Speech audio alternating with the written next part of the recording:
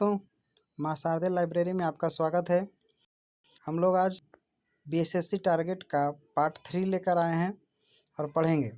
पहला क्वेश्चन, गायत्री मंत्र किस वेद में है तथा किसको समर्पित है? तो गायत्री मंत्र ऋग्वेद में सावित्री को समर्पित है। महावीर स्वामी का जन्म कुंड ग्राम में हुआ था। इसका आधुनिक नाम क्या है? तो इसका आधुनिक नाम बाशुकुंड है। अगला क्वेश्चन, खिज्र खां को किस खिलजी शासक के सेनानायक के पद पर कार्य किया? अलाउद्दीन खिलजी। किस सुल्तान ने अब्दुल रज्जाक को देवराज द्वितीय के दरबार में राजदूत के रूप में भेजा था? तो खुरासान के सुल्तान शाहरुख ने भेजा था। अगला क्वेश्चन, किस शासक के शासनकाल में अहमदनगर राज्य को मुगल साम्राज्य में मिलाया गया? आंसर है शाहजहां के शासनकाल में। अवध के किस नवाब ने अंग्रेजों के साथ सहायक संधि की व्यवस्था स्वीकार की थी? तो शुजा-उद-दौला के साथ। अगला क्वेश्चन, अकबर के जन्म के समय हुमायूं किसकी शरण में था? तो अमरकोट के राजा की शरण में। अगला क्वेश्चन है, हर्षवर्धन के शासनकाल में कौन सा यात्री भारत आया था? तो हेनसांग आया था। बाजार नियंत्रण प्रणाली किस शासक ने आरंभ की थी? तो बाजार नियंत्रण प्रणाली अलाउद्दीन खिलजी ने प्रारंभ किया था। किस वेद में जादू टोना का अध्ययन किया गया है? तो अथर्ववेद में जादू टोना का अध्ययन किया गया है। पंडित मदन मोहन मालवीय ने 1909 ईस्वी में कौन सा समाचार पत्र प्रारंभ किया था? तो लीडर। किस क्रांतिकारी ने इंग्लैंड में क्रांतिकारी गतिविधियों के आरंभिक केंद्र के रूप में इंडियन होम रूल सोसाइटी की शुरुआत की थी? श्यामजी कृष्ण वर्मा ने किया था। अगला क्वेश्चन है, भारतीय राष्ट्रीय कांग्रेस के कराची अवार्डी अधिवेशन में जो 1955 में हुआ था, समाज के समाजवादी ढांचे को औपचारिक रूप से स्वीकार किया गया। इस अधिवेशन की अध्यक्षता किसने की? तो UN ढेवर ने किया था। 1906 में स्वराज को राष्ट्रीय आंदोलन का लक्ष्य घोषित करने वाली भारतीय राष्ट्रीय कांग्रेस के अध्यक्ष कौन थे? दोस्तों सीधा पूछ रहा है कि 1906 में स्वराज जो राष्ट्रीय कांग्रेस के अध्यक्ष थे, उसके अध्यक्ष कौन थे? तो दादा भाई नौरोजी थे। अगला क्वेश्चन है, किस के विरुद्ध महात्मा गांधी का सत्याग्रह के लिए आह्वान उनका अखिल भारतीय संघर्ष के नेतृत्व का सर्वप्रथम प्रयास था? तो रॉलेट एक्ट के विरुद्ध में। अगला क्वेश्चन है, मार्च 1925 में किसने केंद्रीय लेजिस्लेटिव असेंबली का अध्यक्ष चुना गया था? तो करेक्ट आंसर है विट्ठल भाई पटेल को। व्हाई सोशलिज्म नामक पुस्तक किस स्वतंत्रता सेनानी की कृति है? तो व्हाई सोशलिज्म पुस्तक के लेखक जयप्रकाश नारायण हैं। भारतीय स्वतंत्रता संग्राम के संदर्भ में दूसरे गोलमेज सम्मेलन में भारत की महिला प्रतिनिधि के रूप में किसने भाग लिया था? तो आंसर सरोजनी नायडू ने। 1936 में इंडिपेंडेंट लेबर पार्टी की स्थापना किसने किया था? तो डॉक्टर भीमराव अंबेडकर जी ने किया था। अगला क्वेश्चन है, 1936 में कांग्रेस के लखनऊ अधिवेशन जो 1936 में हुआ था में अखिल भारतीय किसान सभा की स्थापना की गई। अखिल भारतीय किसान किया गया था। तो 1936 में इसका प्रथम अध्यक्ष किसे चुना गया था? तो स्वामी सहजानंद सरस्वती को। भारतीय संसद द्वारा राज्य पुनर्गठन अधिनियम किस वर्ष पारित किया गया? तो 1956 में। भारत के सर्वोच्च न्यायालय के पास न्यायिक पुनरावलोकन की शक्ति है, इसका क्या आशय है? तो विधायिका द्वारा पारित किसी अधिवेशन अथवा उसके किसी भाग की संवैधानिकता पर निर्णय देने की शक्ति से संबंधित है। केसवाद के निर्णय में कहा गया कि पंथ निरपेक्षतावाद तथा संघवाद भारतीय संविधान के मूल लक्षण हैं। तो यह केशवानंद भारतीवाद में कहा गया है। भारत के संविधान का कौन सा अनुच्छेद मंत्रियों और न्यायवादी को किसी भी सदन में बोलने या कार्यवाही में भाग लेने का अधिकार प्रदान करता है? तो अनुच्छेद 88 अनुच्छेद 88 करता है। लोकहित के मुकदमे की पुनः स्थापना में उच्चतम न्यायालय के किस न्यायाधीश ने निर्णायक भूमिका निभाया था? तो उनका नाम है न्यायमूर्ति PN भगवती। संविधान में नागरिकों के मूल कर्तव्य की व्यवस्था 42वें संविधान संशोधन के द्वारा किया गया। किस वर्ष किया गया था? तो 1976 में 42वां संविधान संशोधन 1976 में किया गया। संविधान की प्रारूप समिति के सम्मुख संविधान की प्रस्तावना का प्रस्ताव किसने रखा था? तो संविधान की प्रस्तावना 61वां जवाहरलाल नेहरू ने रखा था। अगला क्वेश्चन है, किस संविधान संशोधन के द्वारा मतदान की आयु 21 वर्ष से घटाकर 18 वर्ष की गई? 61वां संविधान संशोधन के द्वारा किया गया था। भारतीय संविधान के किस अनुच्छेद के तहत राष्ट्रपति पर महाभियोग चलाया जा सकता है? तो अनुच्छेद 61 के तहत किया जाता है। संविधान सभा का गठन किसकी संस्तुति पर किया गया था? तो कैबिनेट मिशन योजना की संस्तुति पर किया गया। आइए देखते हैं भारत एवं विश्व का भूगोल। तीस्ता जल विद्युत परियोजना किस राज्य में स्थित है? तो तीस्ता जल विद्युत परियोजना जो है सिक्किम में अवस्थित है। कोटेश्वर बांध का निर्माण किस नदी पर किया जा रहा है? तो कोटेश्वर बांध भागीरथी। किस देश को श्वेत हाथी की भूमि कहा जाता है? तो थाईलैंड को कहा जाता है। टॉर्नेडो बहुत प्रबल उष्णकटिबंधीय चक्रवात है जो उठते हैं कैरिबियन सागर में। अधिक लवणता किस सागर में पाई जाती है? तो मृत सागर में। भारत की प्राचीनतम पर्वत श्रृंखला है अरावली पर्वत श्रृंखला। किस ग्रह को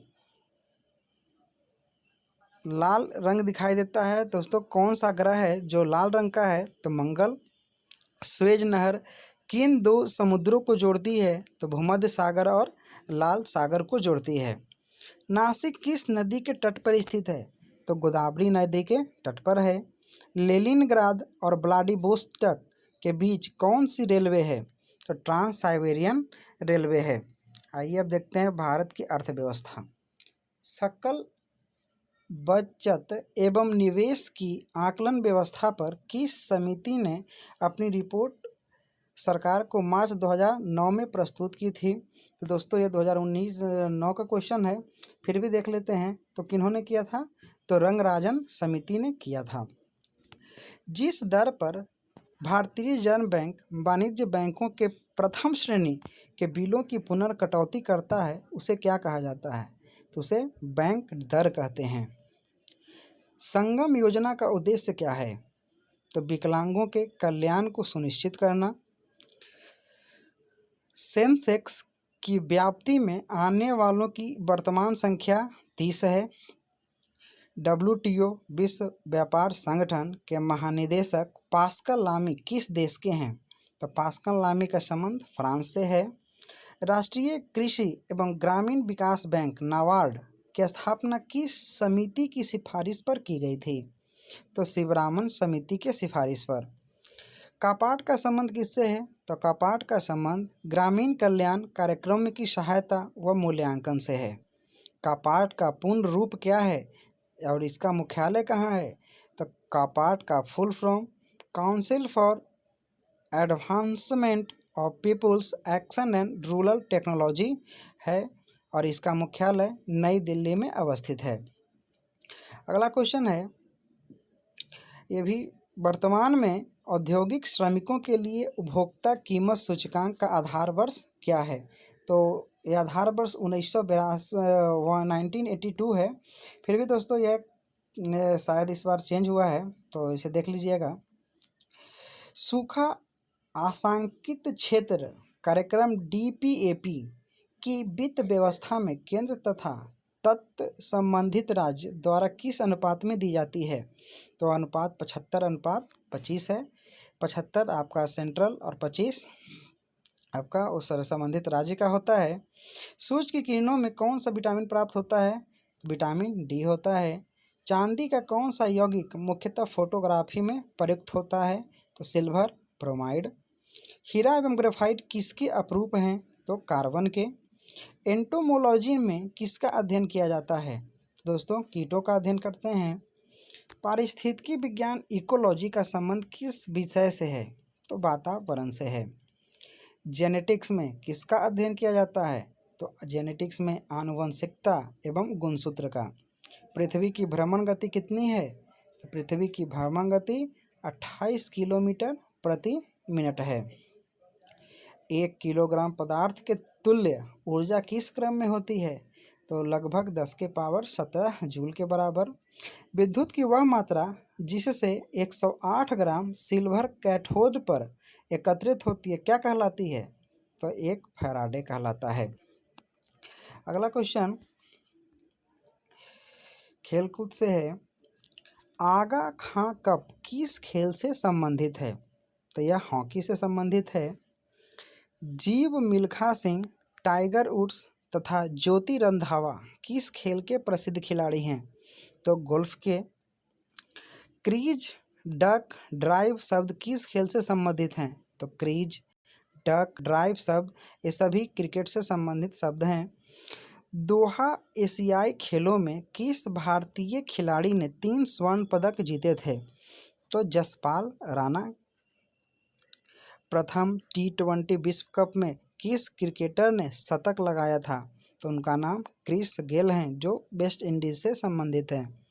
बीजिंग ओलंपिक्स में अभिनव बिंद्रा ने किस स्पर्धा में स्वर्ण पदक जीता था? तो उन्होंने 10 मीटर राइफल शूटिंग में यह पदक जीता था। अगला क्वेश्चन है, यदि किसी खिलाड़ी को फीडे रैंकिंग दिया जाता है तो वह कौन सा खेल खेलता है? तो वह शतरंज खेलता है। अगला क्वेश्चन है, अंतर्राष्ट्रीय हॉकी मैच की अवधि क्या है? तो 70 मिनट। स्पोर्ट्स मैगजीन जो क्रिकेट की बाइबल कहलाती है कौन सी है? तो विजडन है। अगला टॉपिक विविध। भारत की वैज्ञानिक एवं औद्योगिक परिषद के प्रथम अध्यक्ष कौन थे? तो पंडित जवाहरलाल नेहरू। भारत के राष्ट्रपति जो ट्रेड यूनियन आंदोलन से संबंधित रहे हैं उनका नाम है B V Giri. Automotive man of the year 2009 दोस्तों ये भी करंट अफेयर्स उस टाइम का है इसलिए इससे फिर भी देख सुन लीजिए। Automotive man of the year 2009 चुना गया था, रतन टाटा जी को मिला था। अगला क्वेश्चन है, राजा चिलैया जो दिवंगत हैं उनका किस क्षेत्र से संबंधित है? तो वो एक प्रसिद्ध अर्थशास्त्री थे। A better India a better world पुस्तक किसने लिखा? तो यह NR नारायण मूर्ति ने इनको लिखा है। A better India a better world पुस्तक किसने लिखा है? तो NR नारायण मूर्ति ने लिखा है। ओडिसी नृत्य किस राज्य से संबंधित है? तो जैसा नाम है दोस्तों वही उड़ीसा से संबंधित है। वंदे मातरम किस भारतीय राष्ट्रीय कांग्रेस का शीर्ष गीत बना? तो वंदे मातरम स्वदेशी आंदोलन से संबंधित है। रविंद्रनाथ टैगोर की मृत्यु कब हुई थी? तो रविंद्रनाथ टैगोर की मृत्यु 1941 में हुआ था। राष्ट्रभक्ति गीत ए मेरे वतन के लोगों किसने लिखा है? तो यह कवि प्रदीप की रचना है। भारत का प्रथम कृषि विश्वविद्यालय कहाँ स्थापित किया गया था? तो पंतनगर में किया गया। अगला क्वेश्चन, एशिया का प्रथम इंजीनियरिंग कॉलेज स्थापित किया गया है रुड़की में। भारत के अंतिम वायसराय कौन बने हैं? तो वायसराय के अंतिम वायसराय थे आपका लॉर्ड माउंटबेटन। और दोस्तों वायसराय और गवर्नर से संबंधित जितने भी वीडियोज़ हैं मैंने अपने इसका अलग से एक वीडियो बनाया है, आप उसे प्लेलिस्ट में जा कर के देख सकते हैं। तो भारत के अंतिम वायसराय कौन है? Lord Mountbatten. भूटान में प्रथम बार प्रजातांत्रिक चुनाव किस वर्ष संपन्न हुआ? तो भारत भूटान में प्रथम बार प्रजातांत्रिक चुनाव 2008 में संपन्न हुआ है। चंद्र सिंह गढ़वाली का नाम किस कांड के साथ जुड़ा हुआ है? जो चंद्र सिंह गढ़वाली 1930 के पेशावर कांड से जुड़े हुए हैं। मुसलमानों के लिए पृथक राष्ट्र का सुझाव किसने दिया था? तो मुसलमानों के लिए पृथक राष्ट्र का सुझाव मोहम्मद इकबाल ने दिया था। स्वतंत्र भारत के प्रथम गवर्नर जनरल तो सी राजगोपालाचारी हैं। दोस्तों, मैंने एक बार फिर से मैं कह दे रहा हूँ कि जितने भी गवर्नर जनरल थे और किस किस आंदोलन हुआ या फिर जो महत्वपूर्ण घटनाएं थी उन समय जो भी गवर्नर थे उनका एक अलग से वीडियो डाल दिया गया है, आप प्ले लिस्ट में जा कर के देख सकते हैं। भारत के श्वेत क्रांति के जनक किसे कहा जाता है? तो डॉक्टर वर्गीज कुरियन को कहा जाता है। विस्थापित तिब्बती सरकार का मुख्यालय कहाँ है? विस्थापित तिब्बती सरकार का मुख्यालय धर्मशाला भारत में ही है। अगला क्वेश्चन है, शारदा अधिनियम किस प्रयोजन के लिए पारित हुआ था? तो शारदा अधिनियम जो है बाल विवाह को रोकने के लिए पारित किया गया था। तो दोस्तों, ये रहा आज का टॉपिक बीएसएससी स्पेशल। और वीडियो पसंद आया तो लाइक करें, सब्सक्राइब करें और शेयर भी कीजिए। धन्यवाद। अगला क्लास में अगले टॉपिक के साथ आपसे मुलाकात होती है। तब तक के लिए गुड लक, तैयारी में लगे रहिए। जय हिंद।